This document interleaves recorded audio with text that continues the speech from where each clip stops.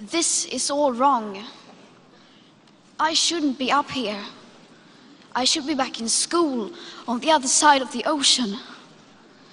Yet you all come to us young people for hope. How dare you? You have stolen my dreams and my childhood with your empty words, and yet I'm one of the lucky ones. People are suffering. People are dying. Entire ecosystems are collapsing. We are in the beginning of a mass extinction, and all you can talk about is money and fairy tales of eternal economic growth. How dare you?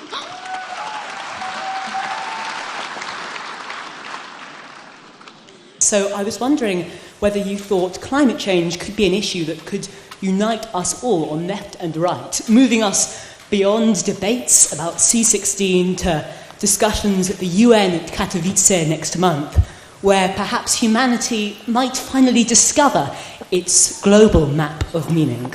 No.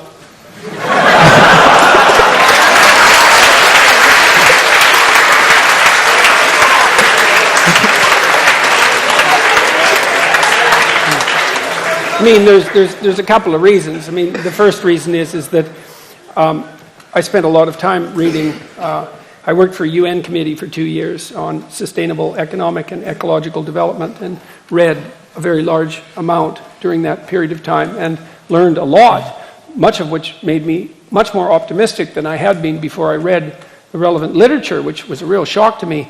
But the climate change issue is an absolutely catastrophic, nightmarish mess, and the idea that that will unite us that's not going to unite us. I mean, first of all, it's very difficult to separate the science from the politics, and second, even if the more radical claims are true, we have no idea what to do about it, and so no. And besides, it's even worse than that.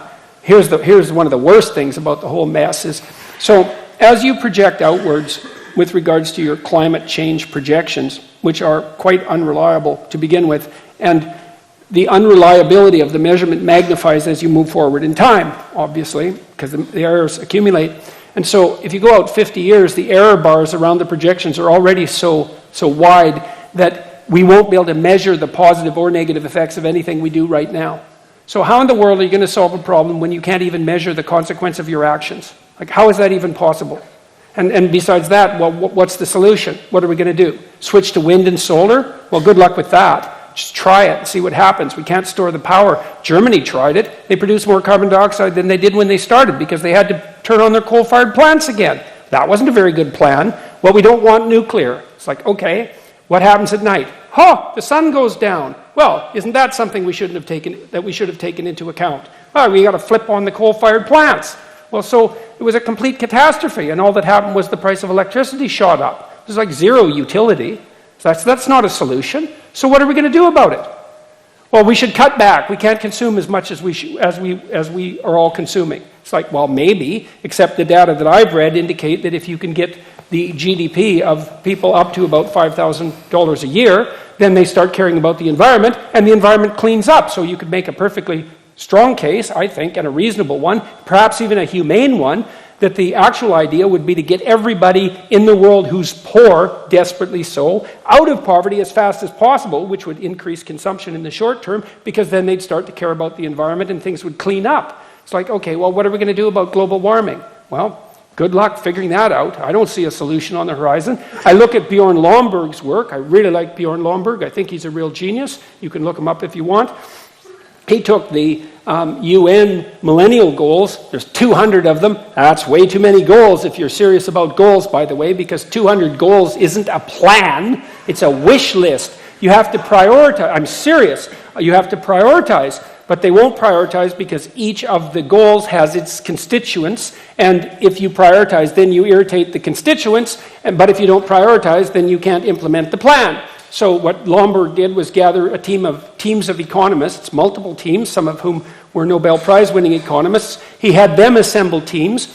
He had them rank order development goals in terms of their return on investment, all of the teams. Then he averaged across the teams and came up with a final list. And addressing global warming wasn't even on the list.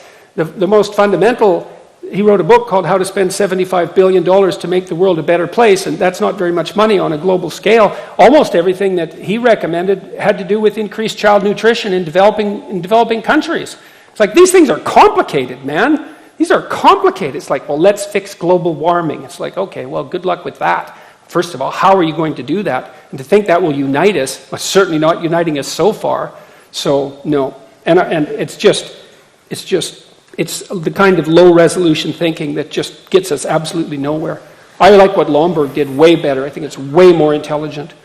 So, maybe if you increase child nutrition enough and you produce another, I don't know, 10 million geniuses as a consequence of that, and maybe one of them will figure out what to do about global warming. Well, I'm serious about that, It's not a bad thing to increase the total sum of human brain power, And so we treat these things so lightly. Well, let's fix the planet. Well, we're going to concentrate on global warming. Well, why global warming? Well, because everyone thinks that's the biggest catastrophe. Well, maybe it is, but if you don't have a solution, well, and then what about all those other problems? What are you going to do about them? Well, we'll ignore them because we can feel good about, being concerned about global warming. It's like, one of the reasons, there's more trees in the Northern Hemisphere than there were 100 years ago. No one knows that, but it's true, and by a substantial margin. You know why, in part? Because people burned coal instead of wood. It's like everyone says, well, we shouldn't burn coal. It's like, okay, fair enough. What do you want to do, burn trees instead? Because that's what poor people would have done. It's like, coal isn't good. Well, it's better than burning wood. So these things are complicated. So they're unbelievably complicated. And so, no, it's not going to unite us. And we're not going to do a damn thing about it either. So it doesn't really matter. So, well, what are we going to do? You're going to stop, having heat? You're going to stop having electricity? You're going to stop driving your cars? You're going to stop taking trains? It's like you're not. You're going to stop using your iPhones? You're not going to do any of that. And no wonder. So, no.